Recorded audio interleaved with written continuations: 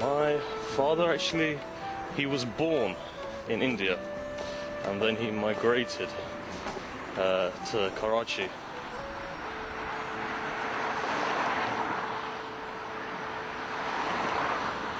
My father moved here, I think pretty much quite accidentally really. Yeah, it was in the 1970s. He was traveling and studying, so he spent quite a while in Turkey. And then after that he was in Paris and speaking to a friend of his who was a diplomat at the time, and they basically said, look, why don't you go to London, it's better for education. So he said, oh fine, fair enough. So he'd actually done a BA anyway, but he came over here.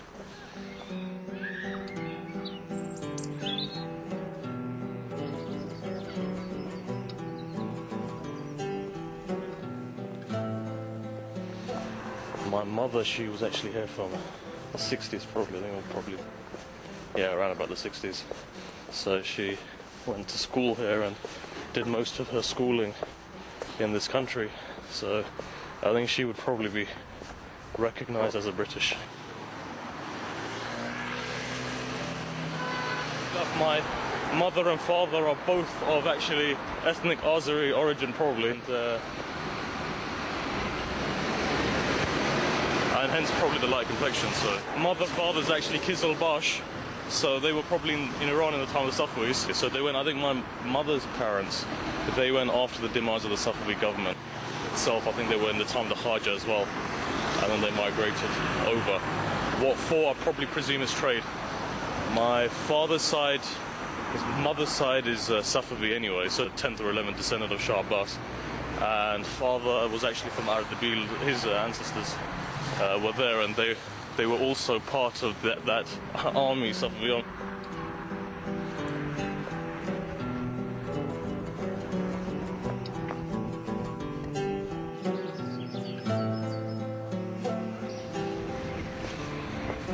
See, right in the mornings, you find people like that coming, some of them bring their dogs along.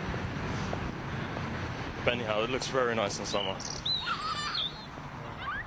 The reason was my father moved here because it was right next door to the Husseiniya, so he thought, look, you know, in those days it was quite tense. A lot of kids, they were going off the track, and he was seeing that there's a lot of guys who are coming into the country, they're not actually going towards their religion. So he said, well look, these kids are young at the moment.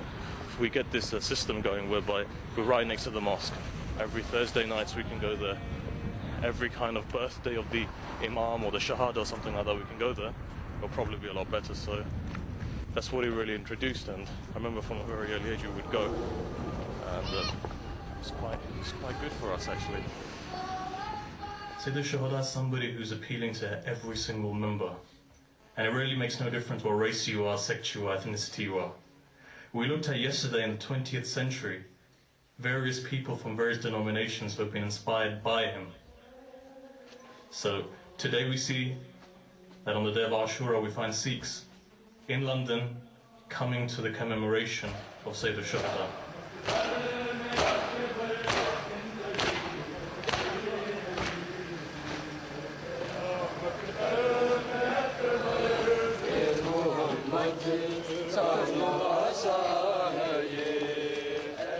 That we haven't done our tabligh in the right way. If we were to do our tabligh, then surely these people would also become a Muslim.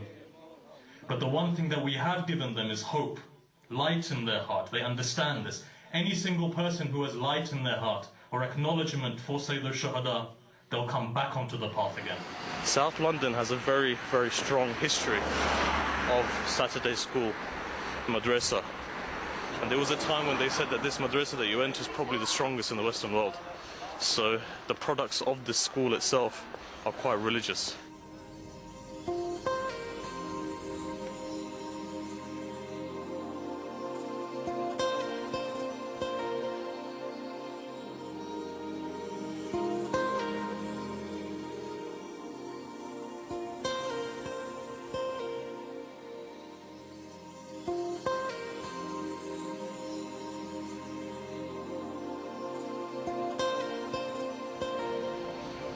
It was just a boys' school, so we weren't actually exposed to the females. And to be honest, we were more into education anyway. Because look, we were always taught in a way that, like, in this country, you've got to work very hard to get somewhere, just in case, you know. Let's be honest now, there is discrimination under the level, especially if you've got a Muslim name. So we went to these schools and we had to work very hard. Higher class British families generally prefer segregated schools. That is a fact, because the institution itself have been segregated. So, for example, Eton is an only boys' school where the Crown goes to, the Princes go to.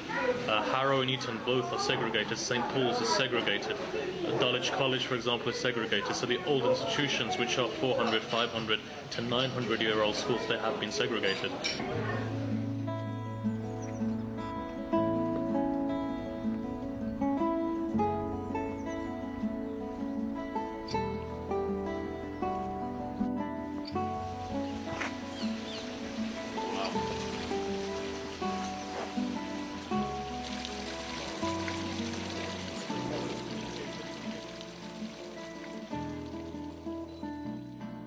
My father would take us to school, and he would start off on the history of the Prophet. So in the space of about 10 months, we got through like all of the major battles and basically the development and the spread of Islam. So afterwards I thought, you know, actually I'd rather go into history. So I think GCSE I did very well in history. A-level, I think I studied for about 3 hours and I got an A, so at the time I thought, right, this is probably the thing that I need to do. Went to university, and SOAS is quite specialist when it comes to Islamic history as well, spread of Islam. So I looked at the modules and I thought, right, take all of the ones which are Islamic modules. So it was, and spread of Islam in the Far East. So it's quite interesting. It's quite a number of Muslims, quite diverse. You had the Wahhabis, you had the Barelawis, and you had the, well, two of us were Shia. You know, the Wahhabis, they were like, okay, you're kafir, but we can still talk to you. And the Barelawis were always like, you know, no, they're Muslims. And, you know, that we had more of a relationship because of the fact that they believe in tawassul and, you know, they believe in the Aimma. We always jump to extremes. Either this is good or this is bad, but the world isn't like that. You can't characterize everything within good and bad. Look at that robin.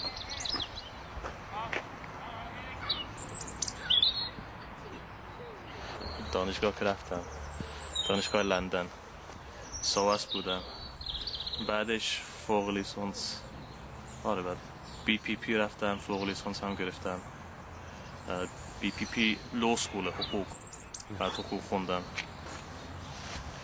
اون موقع یک تصمیم جدی گرفتم که باید برم قم. What is spirituality? Spirituality is what Sayyid al-Shuhada taught. He says true irfan is what? Sacrificing my nafs and my wants for the sake of Allah. Now it goes deeper than that. It's sacrificing my nafs and becoming one with the nafs of Allah. So whatever Allah wants, what do we say? رَضَانْ بِقَضَائِهِ وَتَسْلِيمًا لِأَمْرِهِ.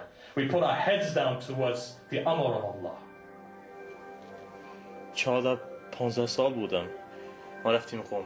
موقعی که رفتیم قم من رفتم فاطمیه، مسجد فاطمی کنجا بود. بعد زیارت آیت الله بهجت هم کردم، آیت الله حسن زاده عاملی زیارتش هم کردم و ایشون هم انسان روحانیه. من بیشتر فلسفه از اول دوست داشتم، خوندم دیدم که نه این مطالب دیگه هستش، یعنی حقایق الاشیاء. من دنبال حقایق بودم. موقعی که رفتم قم و آی بهجت رو زیارت کردم، موقع حس کردم که بله خدا هست. یعنی هر چیز فلسفی نیست، هر دلیل فلسفی نیست یا منطقی نیست یا کلامی نیست. بعضی اوقات از محضر یک وجود انسان میتونه یه نتیجه برسه که بله خدا هستش. بعد وقتی که از بهجت رو زیارت کردم تا این نتیجه رسیدم که بله خدا هست. اگه این بنده وجود داره خدا حتما وجود داره. همون نگاه بود. بعضی اوقات نگاه کافیه، همون نگاه از دور. موقع تصمیم گرفتم بله باید برم.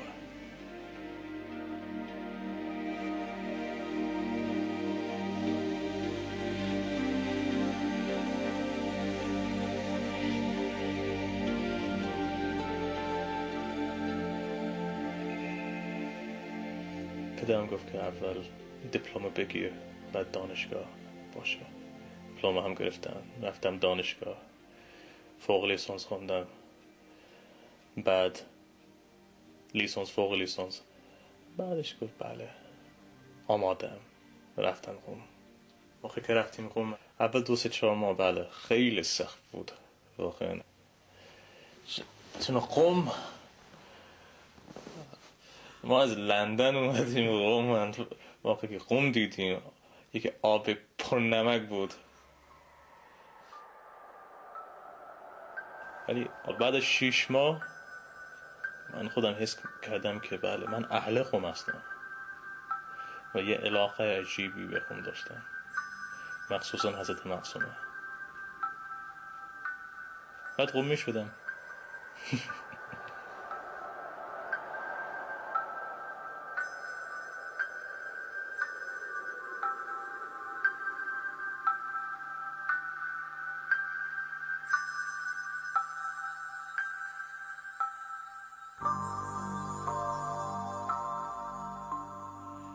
ولی اون موقع من دنبال این آخوند یا چیزی نبودم. اتفاقا من یه خود ضد آخوند ها بودم. من سنتی به قولم سنتی نبودم. موقع که رفتم من فقط برای معرفت رفتم که دوست داشتم یه خود بیشتر تو عرفان و چیزی ها فلسفه رو میخونم. ولی بعد موقعی که تابستون بود تو تحصیل تابستون من برگشتم و رفتم خونه انگلستان دیدم که نه نیاز دارن مردم. موقع من فکر کنم رفتم مسجد یا حسینه بود نمیدونم یادم نیست، یک کسی من سوال پرسید، من جوابش داد، کم کم 1 نفر 2 نفر 3 نفر شد 25 نفر. موقع احساس کردم نه واجبه بالاخره سمع امام رو خوردم، بعد واجبه که یک سخنرانیه چیز کوچیک. از اونجا شروع شد که بله. Islam is a religion that's gone all over the world. Therefore respect your cultures and your backgrounds. Go into the army of Sayyid al-Shuhada. Look at who's in his army. And you'll see that there is no race or skin or religion there. You find that there are people from Christian backgrounds who are found in his army. There are people from Jewish backgrounds who are found within his army. There are people from different denominations and sects originally who are found within his army. You find that there are people from either the Persian side or Iraq sides or Hijaz sides or Africa. All of these people, even East Europe, you find are represented there.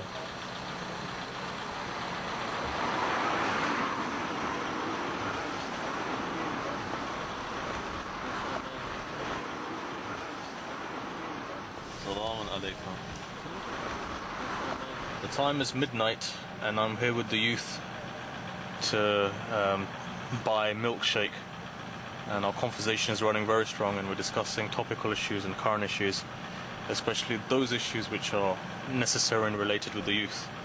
So as you can see, there are many issues regarding girls and gender mixing and those kind of things which I think generally human nature dictates that at the age of 18, 19 you have those kind of problems. We're in a very tense area where there's tension between Sunni and Shia. It's very difficult for me to go in there. So because of that reason we're waiting until they've done everything, because we don't want to get into any kind of awkward situation. How can I describe the taste? You know, the difference is, right, you can describe it as much as you want, but until you don't taste it, it's not really nice. Well, exactly, that's the difference between ma'rifah.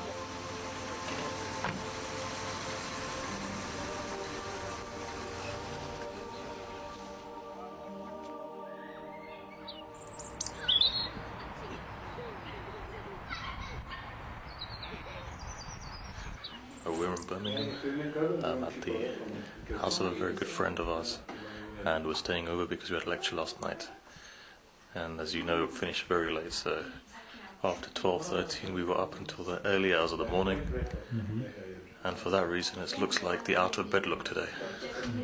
Okay. So much of the very active community members, and افتخار ماست. So all of the ulama who come, they help everyone, and it's because of brothers like these that our community in Birmingham are like going from one step to another, mashallah. When you travel to different places of the world and you put into different situations, I feel that you're able to understand yourself a lot better. Wherever I have gone, you meet different people, you learn from them. Through them you learn more about yourself. So it's basically a process of enlightenment. And I think that as much as you study, however much you study, you can become a mujtahid, you can become an ayatollah, but until you don't actually physically go out into the people, you won't understand it. And this is within any field, especially politics. So it's very important for one to go out, but until you don't get out there with the people, socialize with the people, understand the pain of the people, you're not going to get anywhere.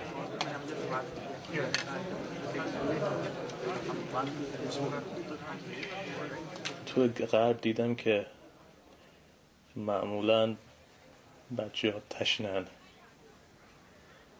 همه چیز ما اینجا همه چیز داریم، یک چیز نداریم، روحانیت، همون معرفت الجبار به قول معروف.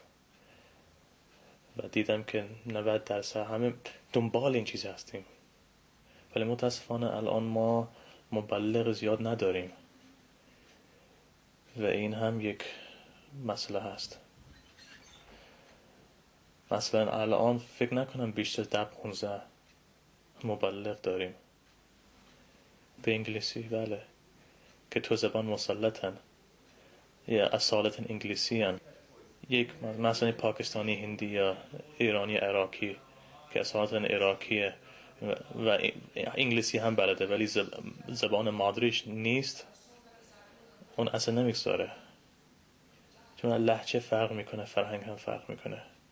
باید انگلیسی باشه یا باید دنمارکی باشه، باید آلمانی باشه. هفته پیش دنمارک بودم، خب کوپنهاگن، و منبر داشتم 45 دقیقه، یه دختر دنمارکی همونجا بود، سفید پوست، و 45 دقیقه یه پیغام فرستاد، گفت که من از همین ثانیه مسلمان شدم. چرا؟ زبان. چیزی که من گفتم چیز جدید نبود، ولی یک پیغامی بود، یک شاخه های بزرگ اسلام.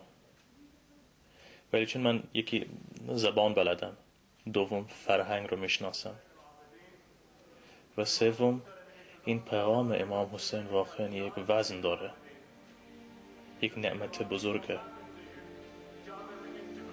ما قدر امام حسین سید الشهدا رو نمیشناسیم و این حقیقته. سید الشهدا برای ما فقط حسین یه سینه زنی و یک مجلس و گریه. امام حسین کل اسلامه، امام حسین کل انسانیته و همه انسانیت هستند و این پیغام رو ما فراموش کردیم. ولی این فرهنگ حسینی فقط برای ایران یا پاکستان یا هند یا لبنان نیست. و به نظر من وقتی که این پیغام امام حسین کنورت میشه به یک فرهنگ دیگر، اون موقع من دیدم که واقعا اثر میگذاره.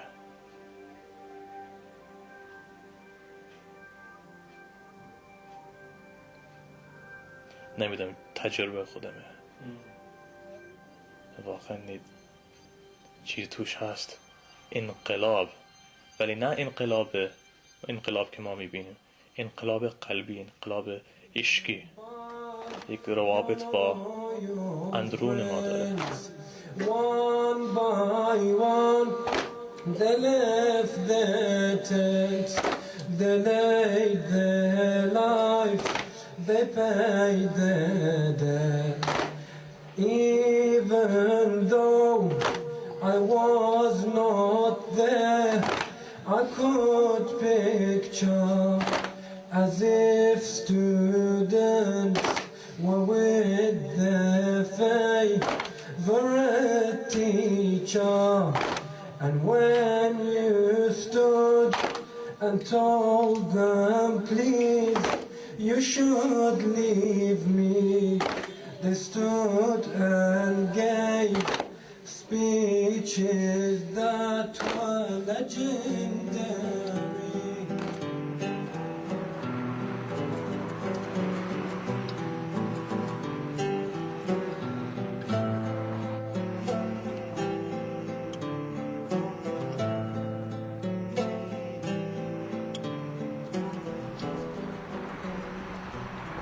In London, I think probably there's a lot of Muslims here, and more than people say. You know, the national record says that there's probably about 1.5 million Muslims in this country. But you go today to the Iraqi embassy and you'll find that 900,000 Iraqis are in this country. You know, so it's unofficial, a lot of statistics. Afghanis, a lot. There's over 1 million Pakistanis in North Midlands. I've estimated it at probably about 5 million Muslims.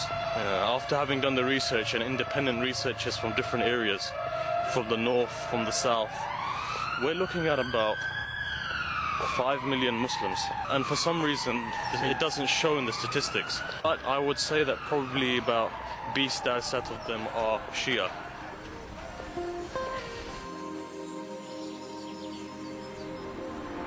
روزنامه میگن که 1 in 8 people in London are Muslim. And you'll see that. Look around you. Maybe not at the morning, because mashallah, everyone sleeps. Yeshambe, everybody's sleeping. But slightly, in about 2 hours, go to the high street and you'll see hijab upon hijab. 15% مردم مسلمانن. خب یک ویژگیه بالاخره. چینی ها هم داریم، سیاه پوست هم داریم، سفید پوست از اروپا. ما فرهنگ گوناگون هم داریم. یک فرهنگ لندن ما نداریم. نمیتونیم بگیم که این فرهنگ لندنه. و مثلا از لحاظ غذا، اون غذا که تو لندن بیشتر مردم میخورن همون غذا پاکستانیه. غیر عجیبه. زبان عامیانه میگن کاری، بیشتر کاری دوست دارن.